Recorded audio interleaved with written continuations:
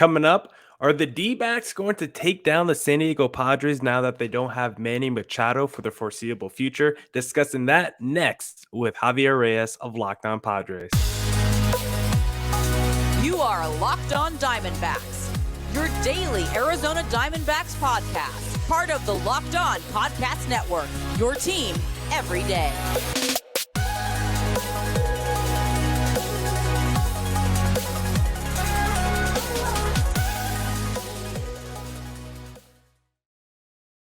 Welcome into the Locked On Diamondbacks podcast, part of the Locked On Podcast Network. Your team every day listening to who? Miller Thomas. I'm a multimedia journalist and I'm a graphic designer, so please go check out my website, millerthomas24.myportfolio.com. On there you can see all my latest work, from my packages to my articles to my photos and my graphic design. If you want to see more content by me, just follow me on Twitter at CreatorThomas24 for my personal account, or just look up Locked On Diamondbacks on both Twitter and Instagram for the podcast handle. And of course, thank you for making Locked On Diamondbacks your first listen every day. I would not be able to do this podcast without you, my loyal listeners, sharing, subscribing, reviewing, doing all that so I could do this podcast for you. Thank you. It's free and available on all platforms, so please continue to tell your friends. Today's episode is brought to you by Rock Auto. Amazing selection and reliably low prices. All the parts your car will ever need. Visit rockauto.com and tell them Locked On sent you. Now, on today's pod, we got to talk a little D-backs versus Padres series, preview the series a little bit. And to do that,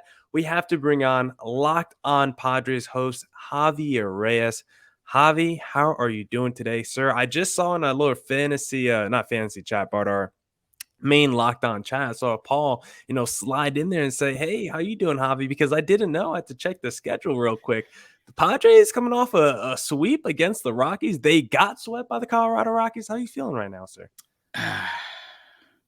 I'd feel a lot better if Manny Machado. It's funny how the one thing I will say about Machado really quickly is that the tests did come out negative, so we're not on like DEFCON 1. This is still one of the most I don't know what the term, durable players in baseball. So thankfully it wasn't anything serious, but it's unfortunate that you have the sweep and then the injury. You know what I mean? It's just kind of like the double-edged of death. It's just it just depresses you because things have been going good. They just swept the Cubs and they, have been one of the best offenses in baseball. Granted, you just went to Coors Field and you played against the Cubs and such and such. But even nonetheless, it was still really fun. I mean, Luke Voight was tearing it up. So, I'm hanging in there though. I'm hanging in there overall ahead of this D-back series against a Diamondbacks team that's very at least there's stuff, right? I feel like there's stuff to at least be excited about. I imagine we're going to talk about it. So. Yeah, this is not the D-backs team of last season that won only 52 games. They're a lot more competitive this season. And thankfully for Manny Machado, it doesn't seem like it's a Tatis level injury that's going to keep him out, 4+ months. So I think, that's a saving grace for the Padres. But I mean, I think, heading into this series against the D-backs, I'm not happy that he got hurt, but I am going to be happy that I'm not going to see him out there on the field because we know Manny Machado's a stud and he's been one of the best players in the National League this season. So with Manny Machado now out the lineup, who do I have to be worried about on that Padres team, stepping up and replacing his production? Just because looking up and down the Padres lineup, there's not a lot of really great offensive seasons outside Manny Machado. And I was looking at the little bench for the Padres. I didn't know Sergio Alcantara is still getting, some games under his belt on the major league level. I thought that guy would be back in AAA by now. So is he the guy we got to worry about with Manny Machado now not in the lineup? Oh man, ain't that the question, right, man?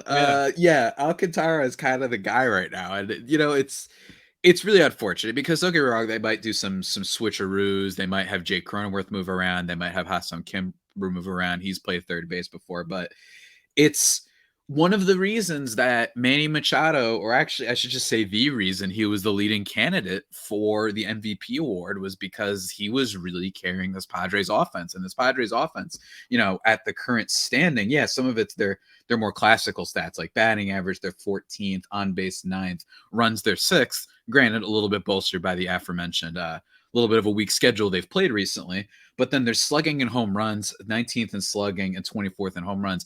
Imagine taking out Machado from some of their extra things. I didn't even bring up WAR and WRC plus and some other things, right? Just in terms of that, you can see why the Padres, Manny Machado was a leading guy, especially without Tatis. Without him, there's still guys on this team. And I will say that the Padres first baseman, who I'm going to be Uh-oh. doing a pretend mock trade with you, I think a little bit later, Oh, oh, just I didn't because I know want to that. keep things juicy and silly, because you and Oh, I feel like we're very good at keeping things a little bit juicy and silly every now and then, and what have you. Especially to this day, still my favorite tweet of the season when you okay. tweeted about Madison Bumgarner, which is, I don't know why, but it just broke me. Maybe it's a combination of that like smiling normal picture of yours having it, you Yeah, know what I mean, which makes my it like 10 headshot. times funny. The headshot, it's like the polite roast, you know what I mean?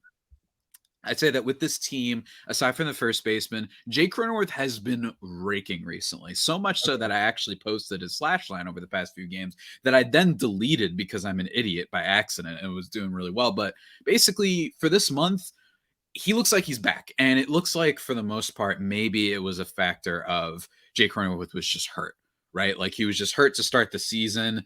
I was a little bit worried because his walk rate went down kind of in the second month. The first month, he was still walking, so I wasn't all that concerned. Second month, he wasn't doing that.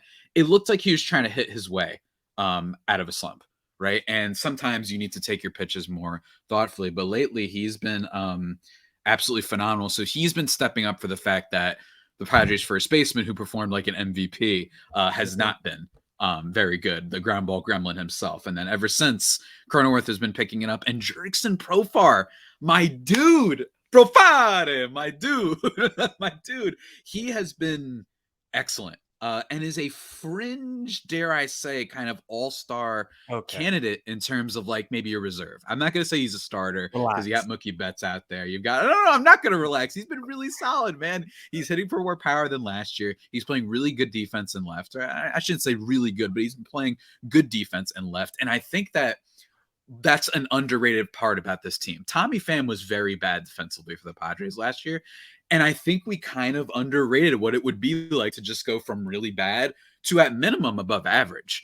And on top of that, the fact that he's just has an equal walk rate and strikeout rate, like he's not striking out too much and he's walking a decent amount, hitting for some decent power, can steal a bag or two, good base running, and putting in other good at bats for the most part. I think that's what's been making Profar so good and so valuable for the Padres this season. And yes, I think that as a leadoff hitter, he's been excellent. I know that in like, if you're a fantasy player, like I know you and I are in points leagues, he's killing it right now. Yeah. Profar is killing it in points leagues. But those are the two guys I'd say are probably the leading the charge for the Padres. And then you have Luke Voight, who is slugging the ball, striking out a lot, and not walking as much as he did in the air, but seems to be finding the power stroke. Absolutely killed it in the Cubs series, a bases clearing double, which prompted me to tweet how I wish that he would kill me in an increasingly crazy way, and a home run. He's had a bunch of home runs, so maybe he's starting to come along. So Padres offense, definitely not what you'll be fearing, but those are the players who are kind of the lead right now, considering they don't have their anchor in the lineup.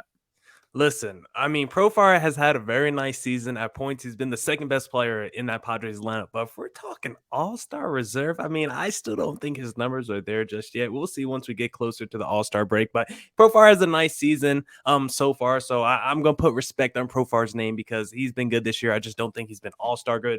Jake Cronenworth, I think, is a huge swing player because, like you said, his numbers overall in the year haven't been that good. But if he's starting to rake, I think that's going to be great for that Padres lineup because I was looking at the splits of he who may not be named. And yeah, ever since that first month, I mean, they are pretty disgusting for the last 2 months. I think he's batting like 150 with like a 460 OPS this month. So it's absolutely disgusting for the first baseman who can't be named. But I think Luke Voigt is that swing player maybe for the Padres right now. Mhm. Just because of that power you mentioned. He seems like he can kind of carry an offense when that swing is working right, and he does have that over the fence power, that gap power. He can do a lot for you in the slugging department. So I want to see what's going on with those guys. But Robinson Cano, what's going on with him? Isn't he in the minor leagues or something? Like, could he be called up and maybe make an impact for this Padres team? That feels like a diss. That's what it feels like. That feels like an insult. Don't you know? Look, they brought him up, and he was just as bad as I had predicted, and I Yeah. thought. Look, I'm all for curating good vibes and having players that other players want to have in the clubhouse. But sometimes when it comes to the detriment of the on-field success, it's just a little bit too much. Granted, he's in the minor league system now. That very funny photo of him in the SpongeBob kind of uniform that they were playing around with in the minor leagues, like just God bless the minor leagues and all their gimmicks that they come up with, man.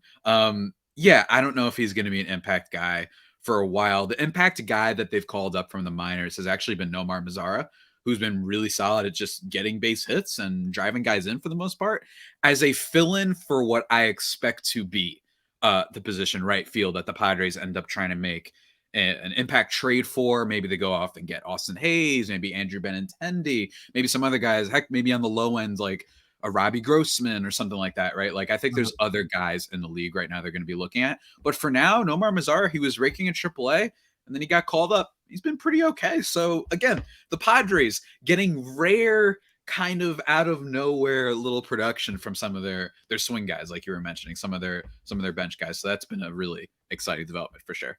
Okay, well, it sounds like they got some options if they need to do some patchwork for that offense until Manny Machado returns. And I'm very curious to hear about that fake trade for he who may not be named. But if you need patchwork for your car, you need to head to rockauto.com because with the ever increasing number of makes and models, it's now impossible for your local chain auto parts store to stock all the parts you need. Why endure often pointless or seemingly intimidating questioning and wait while the person behind the counter orders the parts on their computer, choosing the only brand their warehouse happens to carry? Save time and money when using Rock Auto. Why choose to spend 30%, 50%, even 100% more for the same parts from a chain store or a car dealership? Rock Auto prices are always reliably low for every customer. Go explore their easy-to-use website today to find a solution to your auto part needs. Go to rockauto.com right now and see all the parts available for your car and truck. Right, locked on in there. How did you hear about us box? So they know we sent you. Amazing selection, reliably low prices, all the parts your car will ever need. Visit rockauto.com. All right. Back here with Javier Reyes of Locked On Padres. And Javi, we got a pretty interesting series in terms of pitching matchups. Friday, we got Davies versus Darvish. I always think that's funny. By the time my listeners are listening to this, I think the first game would have already been played. By the time, Kathy, I'm going to drop this on Tuesday. But it's always a fun time when we square off against Darvish because I always feel like he's either like 7 innings, a one-hit ball, or we get to him for like 5 earned runs. So I think that's going to be an interesting one. Gallon versus Manaya on Tuesday is going to be fun. And then I don't know who's going for the Padres on Wednesday, but it looks like Mad Bum is going to be going for the D-backs in the series finale. And it always seems like somehow Mad Bum's rotations always line up with whenever he plays the Padres. But I want to ask you a little bit about how you feel about Sean Manaya, because I felt like he looked dominant in that first start. I saw him against the D-backs earlier in the season, but his numbers haven't been dominant as to what I thought maybe they would have been since seeing him that opening weekend. So how have you felt Sean Manaya has been to the Padres so far this year? I've apologies to my listeners who have heard this a lot, but I think Sean Manaya is an excellent guy when you consider that he's your 4 or 5 on this Padres team. As a leading guy, he has leading ace stuff. I mean, he's thrown a no-hitter before. He has those games where he's going to go 8 innings, 9 strikeouts, 1 walk, no runs, like stuff like that, right? Like he's going to have those outings. He hasn't had a lot of them as of late, which has been a little bit concerning for the Padres, but kind of a guy who you know is going to go out there, give you innings, give you a decent amount of strikeouts. But in the case of one Christian Walker, maybe some other guy, maybe your boy Jordan Luplow, maybe some Dalton Varsho, maybe some Kettel Marte, guys who tend to hit the ball a little bit harder than others, right? Like he kept up really hard contact on those sinkers that he tends to throw a lot. I think he's still like a pretty okay pitcher, though. I think he's due for a really good start. Like I said, I think he's due for one of those dominant starts, whether or not it comes against the D-backs or a team like, I think the Padres have the Tigers coming up at some point. Do they? Or am I looking at the oh no, that's the D-backs. They have the Tigers. Oh, good for you guys. We have the Phillies. maybe the Phillies. Yeah, I don't know if he'll get a go against the Phillies. Javi? Did we lose you? Are you still there, Javi? Phillies or the Dodgers. Yeah. Sorry about that. I think he's really good when you consider his role on the team. When he's a guy that's on a team with, Yu Darvish, when he's on the team with Joe Musgrove, Mackenzie Gore has had a little bit of a step back recently, getting lit up by the Rockies. He was due, although it was a second bad start in a row. So we'll see how that develops. And then you've still got, guys like Snell and Nick Martinez, who I think has been really underrated for the team this year. So that's really how I view Manaya, just the consistency, what you're going to get. And I think that's been why they've been so good this year. So Yeah, and one thing that you brought up that I think is going to be interesting about this series because you mentioned Kettel Marte. I don't know if we're going to see him this series. He's dealing with like a little bit of a hamstring Hmm. strain right now, and he's been out the lineup the last couple games, and I don't think he's playing in this first game against Yu Darvish. So I think that's going to be an interesting pivot point in this series. The Kettel Marte versus no Manny Machado and the San Diego Padres sidelines. How do the offenses respond without those guys? And the D-backs, they look pretty good against the Twins without Kettel Marte. Dalton Varsho also got a little nicked up in that series as well. He didn't play in that series finale against the Twins, and I'm not sure. I haven't looked at the lineup, so I'm not sure if he's starting this first game against the Padres. So there's a possibility you don't see Dalton Varsho or Kettel Marte in this series, and so the D-backs are going to need some other guys step up, and maybe one of those guys can be Alek Thomas, who we've seen be a pretty good rookie so far this season. I made the case on podcast last week. I think he'll finish top 5 in NL Rookie of the Year voting. Your guy, Mackenzie Gore, seems to be the runaway favorite right now, but he's coming off those couple back-to-back tough starts. Hey, Maybe I know the Padres fans don't want to hear it, and I said this a few weeks back, but look, on top of the fact that he's had some poor starts, he struggled with control in the minors. If that becomes something that flares up again, and it's like, oh my God, this is why he fell off prospect radars in the first place. Also, just the sense of position players, right? Position players are probably going to get the upper hand when it comes to awards and stuff. So whether that's bringing up Nolan Gorman of the St. Louis Cardinals, right? Whether Seiya Suzuki ends up figuring it out later on in the year when he comes back off the IL, right? And then your boy Alek Thomas, absolutely, I could see that. I think it is fair to say, maybe if the odds are looking right, you know what I mean? Maybe you consider it because of the positional player thing. But yeah, man, and Kettel Marte, the inferior second baseman between both of our teams, of course. Jake Cronenworth batting 380, right, with a 482 on base, OPS over 1,000. I mean, oh wait, that's just his last 18 games, but nonetheless, he's still been great. I'm just illustrating how Cronenworth really does seem to look like he's turning around. Ever since the Milwaukee series, his last 18 games, those are his numbers. But yeah, I mean, that's the big thing. Now, I am wondering though about, there's a lot of players on your team that I think are a little bit more interesting this year. I want to save my boy Christian Walker for last, but I do want to ask because I saw an alert pop up on my phone. I forgot when, but it popped up not too long ago. It was about my favorite pitcher, Mr. Madison Bumgarner, who a while ago you had tweeted saying, I predicted Madison Bumgarner to go 7 innings and 4 runs. He's given me the 4 runs. Now I just need the 7 innings. Still remind me of anyone on the Locked On Network. I saw that the D-backs are open to trading him. 3.45 ERA I'm looking at right now. 23 walks. That's in the world. But is he like that fringe kind of starter that maybe some teams will be after? What's the word? What's the vibe on the not the Christian Walker, the Madison Bumgarner, my least favorite pitcher in baseball, being on the trade block?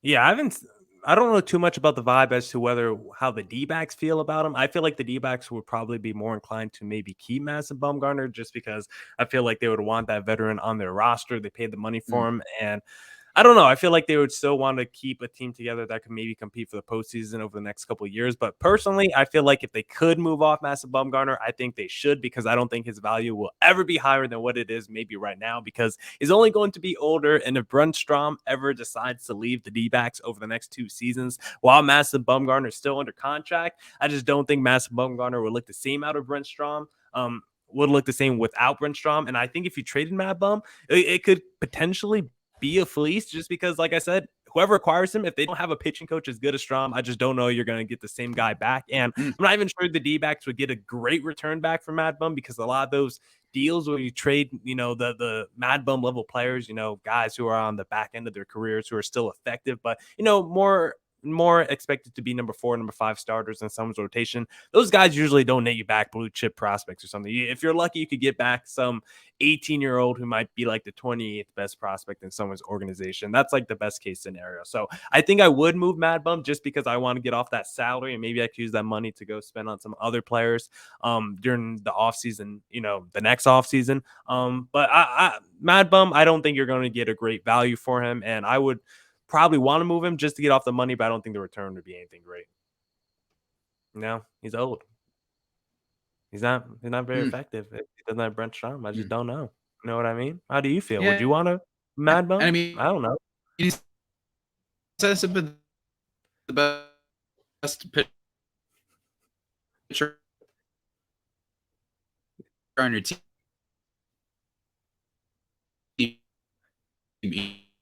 either.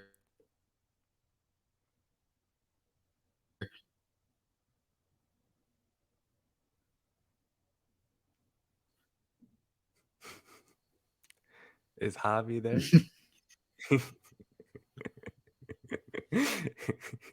Are you there, buddy? Sorry about that. Am I lagging in and out? What's going on? You're choppy. You're a little choppy on Hello, that take. hello, Yeah, I can hello. hear you. I can hear you. Go Can you hear me? no. Do you not hear me, Javi? Javi, where are you? Javi, come I back. hear you. Oh, you hear me. Oh, you're starting to come back, I think. I can see you moving. Yeah. Am I back? I think you're back. You're back, buddy. So if you want to restart with what you said, I don't remember where we even started off or how we finished, but you're I allowed think to I just take it finished wherever. by saying I wouldn't buy. Oh, go ahead. Go ahead. I was gonna say if you want to pivot to a new question, also feel free to do that. The floor is yours. Finish the thought you had, or pivot to wherever you want to go. I was just saying, yeah, man. Madison Bumgarner would absolutely not want him on my team. Hated players, as you Dang. know. Just not a fan of the guy. Not a fan of the guy, and I think that, like you said, with the pitching coach and all that stuff, I'm not sure how you would. But I mean, then again, there are going to be teams that are desperate for starting pitching, and considering his contract and all that, maybe they give him away for nothing, right? Like that's possible that the team is like, all right, we'll give you our 28th ranked prospect, and the D-backs are like, sure. So I could see that just for a guy who's been there before. In fairness, he has had that playoff success. So maybe for a big contender that doesn't really care too much about the money and has some expendable prospects, maybe, just maybe. Yeah, I just feel like also how much would the D-backs have to eat of the contract if it's like half of it? Sure. I just feel like the True. D-backs are probably going to eat some of the money no matter where they trade Matt Bum to, just because that's how baseball deals work. So I'm not sure if Matt Bum would be a boost to any rotation, but I'm sure someone could convince himself, hey, he's got that playoff experience like you talked about. He's been on the big stage, so why not add him to be our number 4, number 5 starter and just eat some innings for us as we head toward the postseason? Maybe he can be a boost in that kind of situation. And I still need to hear that fake trade from you, Javi, on he who may not be named. But if you need a boost to start your day, you need to eat some Built Bars, because Built Bars are absolutely delicious. And the reason why I love Built Bars is because I'm a health conscious guy. I'm trying to work out every day, but my biggest issue is I have a sweet tooth. I like to eat candy. I like to eat junk food, but it's okay because Built Bar tricks me. I think that I'm eating a candy bar when in reality, I'm actually eating a protein bar that's low in calorie, low in sugar, high in protein, high in fiber, great for the keto diet. And they have these things called puffs, which are marshmallow infused or protein as well, covered in 100% real chocolate, soft and easy to chew, like all Built Bars. So just go to built.com, use promo code LOCK15. You'll get 15% off your next order. Promo code LOCK15 for 15% off at built.com. All right, Javi. Let's get back into the podcast. And I don't know, is it time? I feel like we also may have to end the podcast maybe with a little wager, maybe a little finale wager. Mad Bum that third game. Maybe we'll just make it about that third game, the Mad Bum start, because that's all we ever care Yeah, about right. is the starts that Mad Bum has. So maybe we'll just make it about that third game. But I don't know. Maybe it's time to drop that fake mock trade that you have on us. Drop the bomb. So this trade has to revolve around the ground ball gremlin, he who must not be named, for the Diamondbacks' Christian Walker. Okay. This is my dream. This is my dream trade. This would save the San Diego Padres. Okay. A team that I mentioned before, lacking in the power department, lacking in the slugging department. I don't care about his batting average. Guess what? It's going to go up. All right? His BABIP is...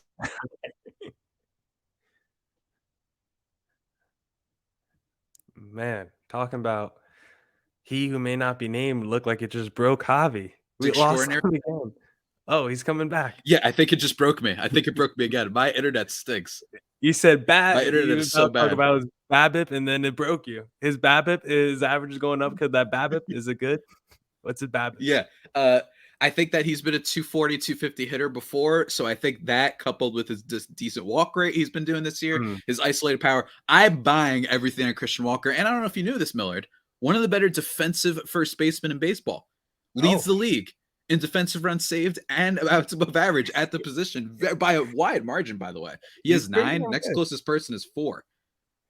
It's Christian Walker's been good. So I ask you, Millard, what kind of prospects do you need? Because I don't think that the D-backs necessarily are in the market for catching prospects. Am I correct in that assumption? I would assume so. Just based off that they have Carson Kelly, he's still pretty young. I mean, he's having a pretty tough season. And Dalton Varsho, if they ever want to say, hey, get back there behind the plate, he came up as a catcher. So you never know. They got options. I say that the Padres send over your way Mr. James Wood in this deal. All right. James Wood, an absolute tank. He hits bombs. Let me tell you, he's one of the Padres' top prospects. If you look right now, I think they have him at number 4 on MLB.com. Wow. I'd also, for sure, throw in Jackson Merrill.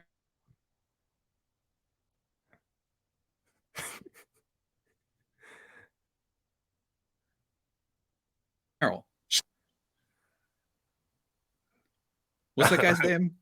What else? Did I blank again? Yeah. Oh my God. So whose name? I got the Jackson, Maryland. Okay. And then what happened after that? This is terrible. This is terrible. I'm cursed right now. Jackson Merrill. And I'll even throw in a Joshua Mears. A Joshua Mears, who's a pretty decent outfield prospect. So I'm giving you all of that, and we'll even eat some of the salary of one that must not be named. What do you say about something like that? Now, this is these are like the blueprint of a trade that would save the San Diego Padres. What do you think? Well, number one, do the D-backs want to deal with the Padres and make them better? That's a question they have to ask, helping out an NL West rival. I don't know.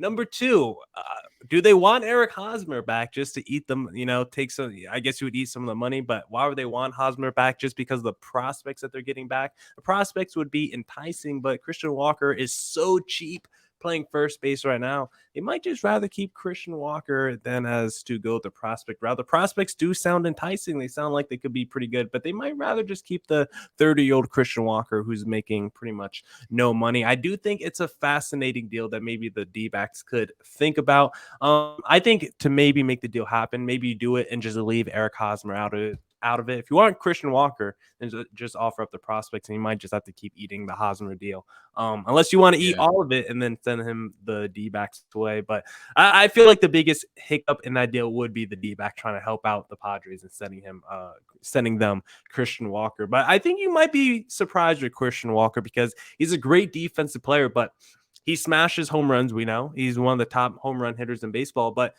he likes to hit cleanup every day, and his biggest issue is he does not hit with runners in scoring position. Most of his home runs come with no one on the bases. If like the Sunday's game was a perfect microcosm of Christian Walker's season. He had 2 solo shots, but he also struck out with men on first and third and nobody out. So I think you'll be kind of frustrated with Christian Walker because you're expecting those home runs to come with the men on. And then a lot of those times you're like, man, Christian Walker really good when there's no one on the bases. Kind of need him to come through with runners in scoring position. So I think it's a fascinating tale, but I'm not sure if those two teams would actually make the deal happen. But I think the prospects are intriguing. Is there any way you would do Christian Walker for Gore?